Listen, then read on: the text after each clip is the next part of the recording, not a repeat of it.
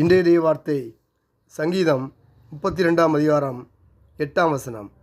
நான் உனக்கு போதித்து நீ நடக்க வேண்டிய வழியை உனக்கு காட்டுவேன், உன்மேல் என் கண்ணை வைத்து உனக்கு ஆலோசனை சொல்லுவேன். ஆமேன். நான் உனக்கு போதித்து நீ நடக்க வேண்டிய வழியை உனக்கு காட்டுவேன், உன்மேல் என் கண்ணை வைத்து உனக்கு ஆலோசனை சொல்லுவேன். தேவன் தம்முடைய பிள்ளைகளை ஒருபோதும் தனியே விடுவதில்லை. நாம் எந்த வழியால் நடக்க வேண்டும் என்பதை அவர் போதித்து சரியான பாதையில் நம்மை வழிநடத்துகிறார். அவருடைய பார்வை எப்போதும் நன்மேல் இருக்கிறது. ஆகையால் நாம் அவரை நம்பி அவருடைய சித்தத்தின்படி நடப்போம். கடவுளே நமக்கு போதித்து நம் வாழ்க்கை பாதையில் எது சரி எது தவறு என்று கற்றுக் கொடுக்கிறார். நாம் நம்முடைய அறிவை மட்டும் நம்பாமல் கடவுளின் வார்த்தைகளுக்கு கீழ்ப்படிந்து நடக்க வேண்டும்.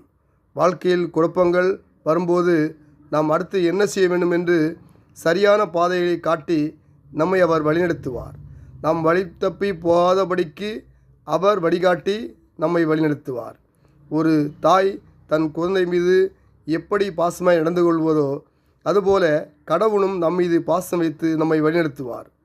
நாம் எடுக்கும் முடிவுகளில் சரியான ஆலோசனைகளை தந்து வழிநடத்துவார். இவையெல்லாம் நாம் அவரை தேட வேண்டும். நாம் அவரை தேடும்போது, அவருடைய ராஜ்யத்தை தேடும்போது இவையெல்லாம் கூட கொடுக்கப்படும். இயேசுவின் நாமத்தில் பிதாவே, ஆமேன்.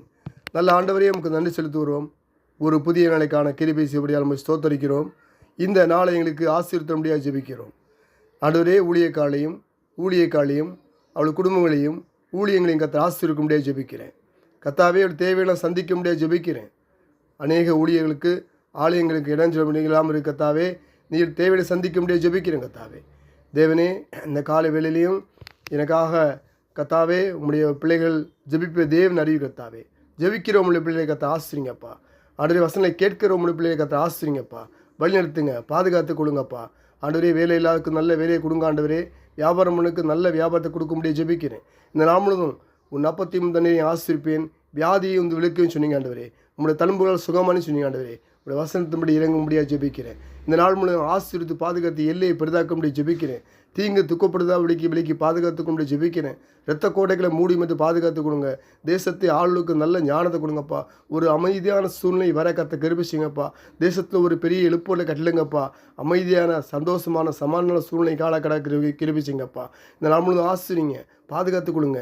எல்லாரோட தேவையில சந்திங்க. இரத்த கோட்டைகளை மூடி பாதுகாத்து கொடுங்க. இயேசு கிறிஸ்து நாமத்தில் ஜெபிக்கிறோம் நல்ல பிதாவே, ஆமேன்.